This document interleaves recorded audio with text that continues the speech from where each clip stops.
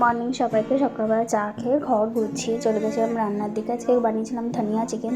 ধনিয়া পাতাটাকে আমি বেটে নিলাম, তারপরেই দেখলাম আস্তে আস্তে পুরো মেঘলা ওয়েদার করে এলো, তাই তাড়াতাড়ি স্নান করে পুজো দিয়ে নিলাম। দেওয়ার পর আমি ছাদে গিয়ে দেখছি একদম পুরো অন্ধকার হয়ে গেছে। তখন বাজে সকাল 11:30-12টার দিকে। এবার নিচে এসে দেখলাম মায়ের চ্যানেলের জন্য গান করছে, গান রেকর্ডিং করে নিচ্ছে। তারপরে তাড়াতাড়ি খেয়ে নিলাম যদি কারেন্ট চলে যায় তার জন্য। তারপরে খেয়ে দিয়ে ছাদে গিয়ে দেখছি যে অলরেডি বৃষ্টি নেমে গেছে, আর প্রচণ্ড জোরেই আজকে প্রায় 2 থেকে 3 ঘন্টা ননস্টপ বৃষ্টি হয়েছিল। তো বৃষ্টি দেখতে দেখতেই ফুলুর সাথে একটু গল্প করে নিলাম, আমাদের ফুলজানের সাথে গল্প করে তারপরে আমি চলে এলাম নিচে। ঘুমিয়ে পড়েছিলাম। তারপর সন্ধ্যাবেলা ঘুম থেকে উঠে চা বানালাম, দিয়ে তখন সন্ধ্যা না, তখন অলরেডি বিকাল 4:30 বাজে। চা খেয়ে আমি মাংসটা বের করে রেখেছিলাম রাতের জন্য।